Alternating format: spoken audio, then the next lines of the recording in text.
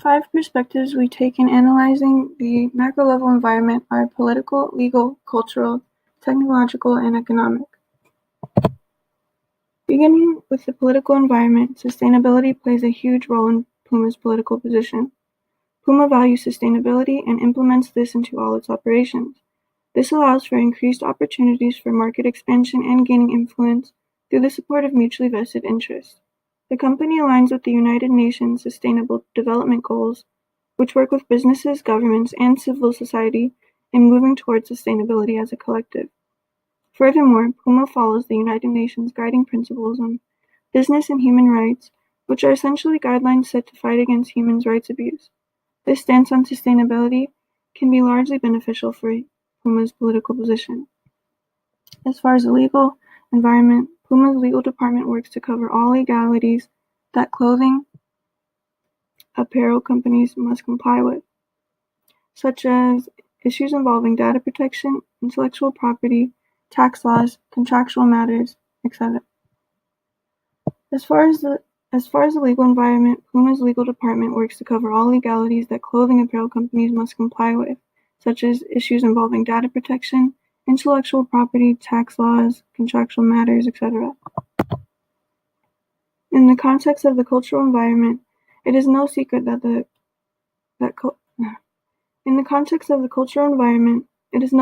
culture and sportswear have a great impact on one another. Moreover, celebrities are a huge part of culture in that they have a following of consumers that will support what they do professionally and often personally. PUMA utilizes this relationship to increase its presence in the athletic world by joining with professional star athletes such as Usain Bolt, as well as enlisting ambassadors that will be inclusive of many members of society. For instance, joining with Rihanna and growing a consumer base of women whom are often overlooked in marketing. In considering the technological environment of athleisure companies, innovation and improvement are integral in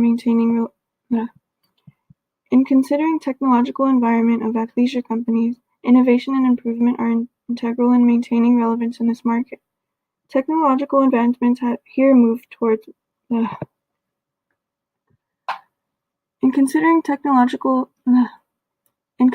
technological environment of athleisure companies, innovation and improvement are integral in maintaining relevance in this market. Technological advancements here move towards comfort and performance. In recognizing this importance, PUMA has engineered products such as Ignite Power Cool and Evo Speed.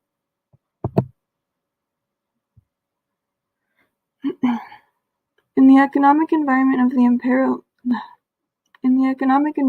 apparel industry, sportswear remains dominant. Sportswear has a higher rate of growth in various other categories such as menswear and children's wear. Moreover, athletic apparel has high barriers to entry, meaning the leading companies like Nike and PUMA have the advantage. Hello, today I will be presenting PUMA's SWOT analysis. I'm going to be talking about PUMA's strengths, weaknesses, opportunities, and threats, all of which are important for PUMA to consider. First, PUMA's strengths are their diverse product line, its growth in revenue, and its brand perception. PUMA's weaknesses include brand image, specifically how lawsuits against them might be interpreted, and their dependence on Asian sourcing. Opportunities for PUMA are the markets still not penetrated and current sponsorship deals. Threats to PUMA are the potential trading war between China and the US, also the competitive environment of the sportswear industry. First, PUMA has a very diverse product portfolio.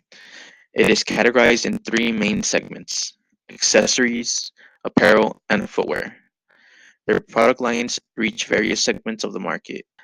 Having a variety of products is beneficial because it means PUMA is penetrating different market segments. Another of PUMA's strengths is the growth PUMA is currently experiencing. In the US, they have secured a contract with the NBA. It is part of PUMA's growth initiative. Their goal is to not just make products for the NBA, but become part of the culture. At Empiric, the director of brand and marketing for Puma, believes it is more important being part of the culture of basketball than how much money they will be making by producing their uniforms. Especially since basketball footwear revenue has been steadily decreasing, he believes brand perception is more important.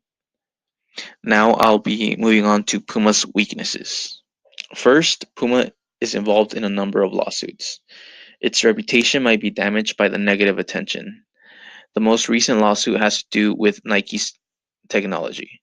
Nike claims Puma is using patents they own without their permission, specifically patents having to do with how they make the Flyknit and Air technology. Adidas is also suing Puma. Puma has a line of soccer cleats with 3 stripes on the side, very similar to popular Adidas cleats. They claim using Adidas imagery is an attempt of Puma to take advantage of Adidas' goodwill. Another weakness of Puma is their reliance on sourcing from China. Puma manufactures 90% of their products in Asia. So much dependence in one region makes Puma vulnerable to various risks. For example, a trading war or civil unrest. Puma also has to consider its opportunities. Puma has signed a multi-year deal with the NBA. It will be supplying its uniforms and training gear, but the opportunity goes beyond the NBA. It is an opportunity to be part of the basketball culture. Puma also has a sponsorship deal with soccer teams, mainly Arsenal FC, Valencia FC, and Borussia Dortmund. Puma could potentially take advantage of the growing popularity of soccer in the US. For the past 3 years, MLS has added new teams. A new team gives fans an opportunity to be involved with a team from the beginning. Puma would benefit from such a loyal fan base. Threats to Puma are the economic strains in Asia.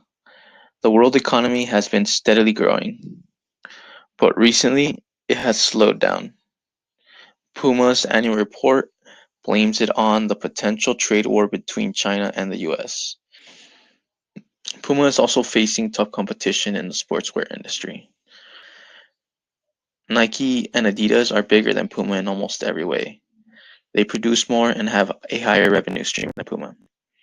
These large companies acquire smaller companies.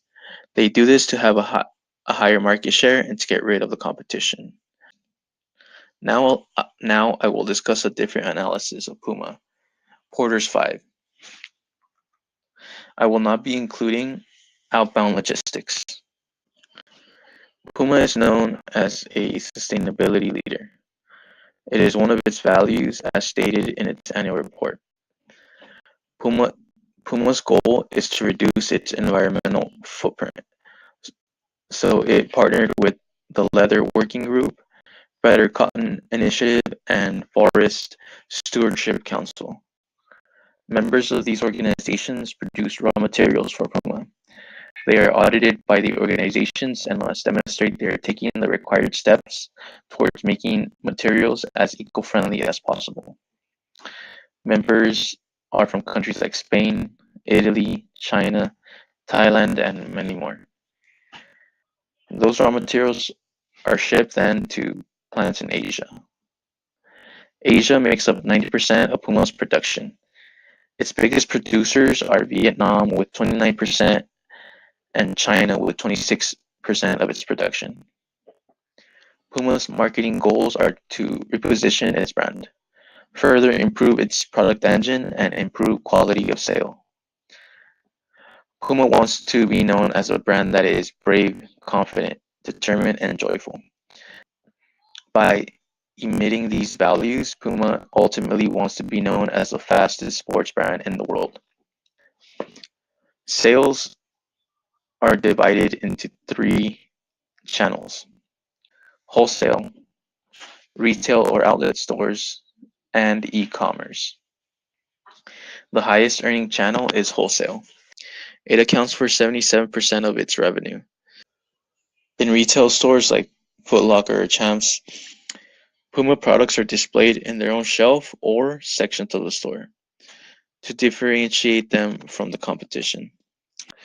In its stores, service is customer-centered, its employees are focused on selling and knowledgeable about the product. Puma's two key sales points are in-store and e-commerce. Puma is in a highly competitive industry.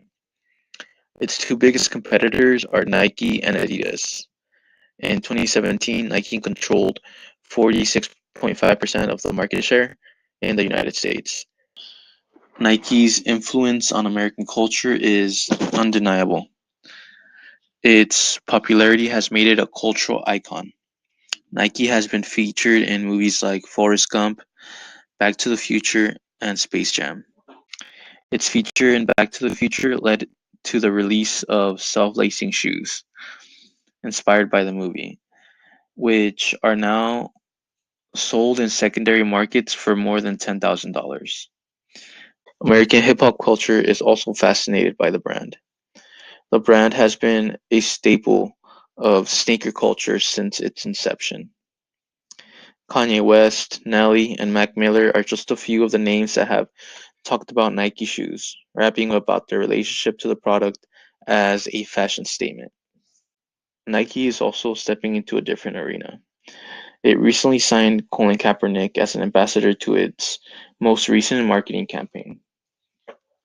It is a controversial move by Nike, especially considering today's social climate. Besides having more influence than Puma, Nike is significantly larger in scale. It has 392 stores across the US. Its North American revenue adds up to 14.8 billion in 2016.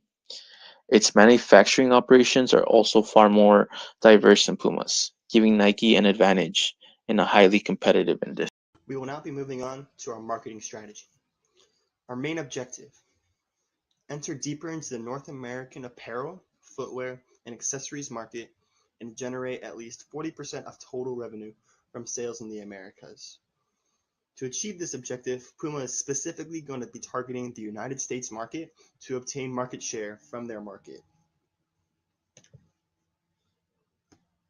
Objectives.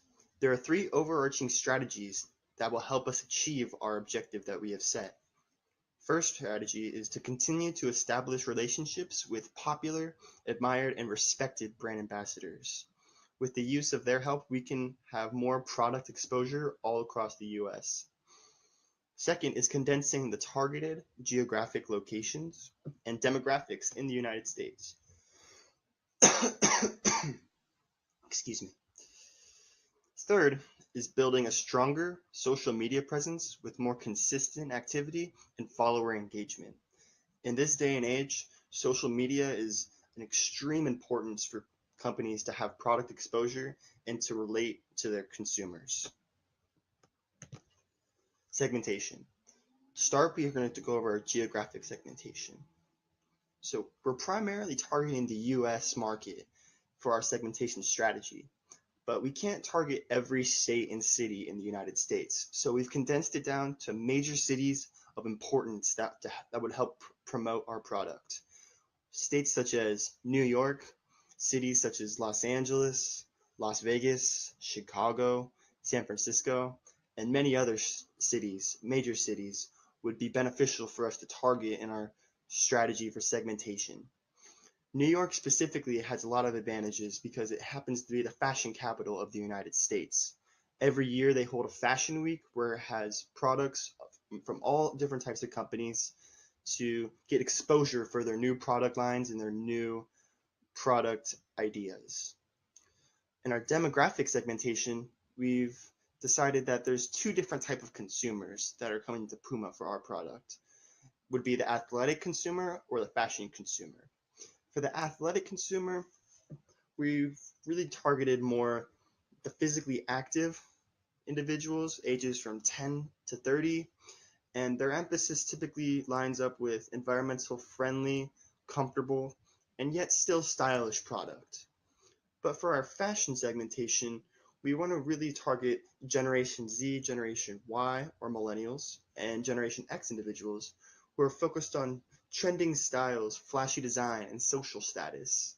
They want to dress like these famous celebrities that are so popular and cool. That's the way we want to target these individuals. Targeting. So we've decided to take a differentiated targeting market approach.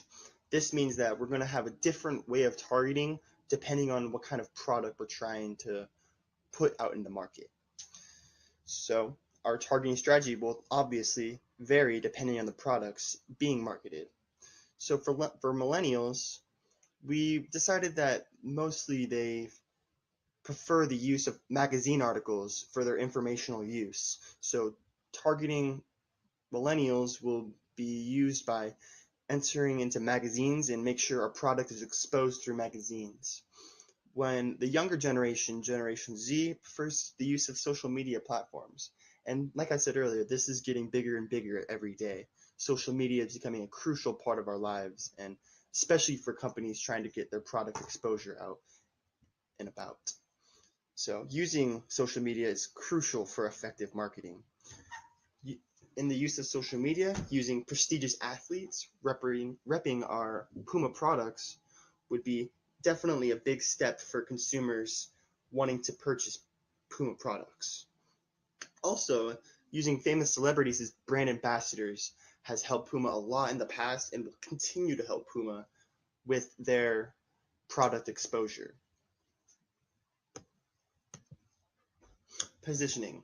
So we've decided that PUMA will take two different types of positioning approaches, the product leadership approach and the image leadership. For product leadership, receiving customer feedback for constant enhancements of products would be the most reliable way for PUMA to stay on top with their product being the most reliable and customer satisfying. Using customer reviews and satisfaction surveys to pinpoint exactly what customers are not loving about the product and how they can fix that product. An example would be the Uproar basketball sneaker review that PUMA had recently. PUMA just recently entered back into the basketball market after 30 years of not being in the market, and their product did very well, but there was a few issues that did not make it the best product it could possibly be. And using those type of reviews will definitely help PUMA make further enhancements in the future for their product. In the image leadership approach, PUMA needs to create a brand image that is attractive yet relatable to its consumers. Younger millennials and Gen Zs tend to be brand savvy, image conscious, and they're easily influenced. So having a strong brand image is going to be key to attracting these consumers and creating brand loyalty. Brand image is ultimately created, though, through idolized brand ambassadors in the United States. The United States seems to idol famous celebrities and prestigious athletes who are wearing these clothes, and consumers buy these clothes to try to be like these individuals. So using them as brand ambassadors will only further sales and create more product exposure.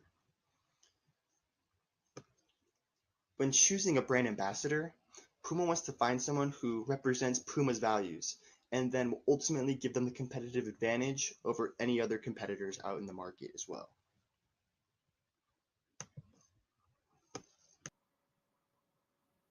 The four parts of PUMA's marketing mix we've considered in forming this marketing strategy are product, promotion, price, and place.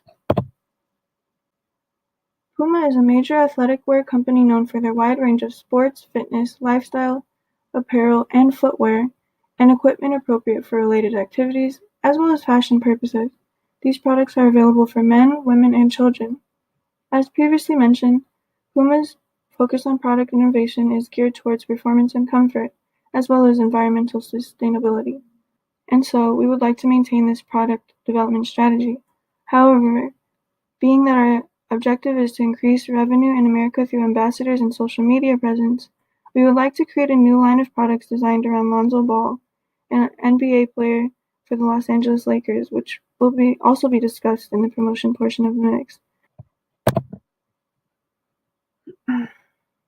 PUMA's promotion strategy is centered around strategic alliances and campaigning, one of which was the Do You campaign, which aims to empower women and moreover increase brand loyalty.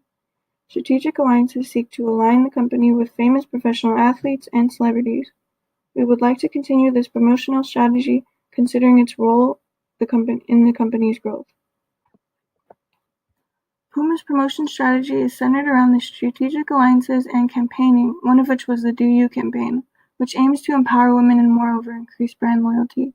Strategic alliances seek to align the company with famous professional athletes and celebrities. We would like to continue this promotional strategy considering its role in the company's growth. As mentioned, in obtaining our objective, we would like to enlist Lonzo Ball for his own line. Recently, Ball has split from Big Baller Brand, a company owned by his father LeVar Ball. Considering all factors relevant to his position in American culture, we hope to benefit from this controversy and obtaining a consumer base that would allow us to complete this objective. While PUMA's pricing strategy may be affordable relative to companies such as Adidas, it is one that is meant to be competitive. Moreover, the company uses a premium pricing strategy to create a certain perception of high value. We would like to maintain this pricing strategy as it reflects PUMA at premium level.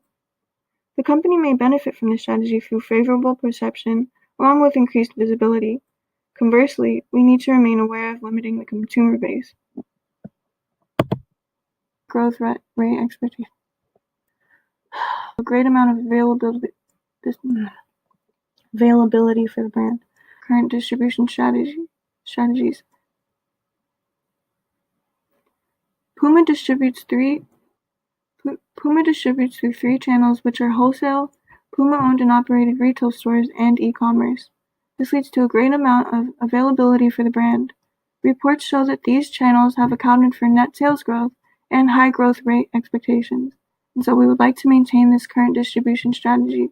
However, in obtaining our mentioned goal, we would like to place the focus in opening new stores in major growth cities throughout America and improvement of productivity in its current stores.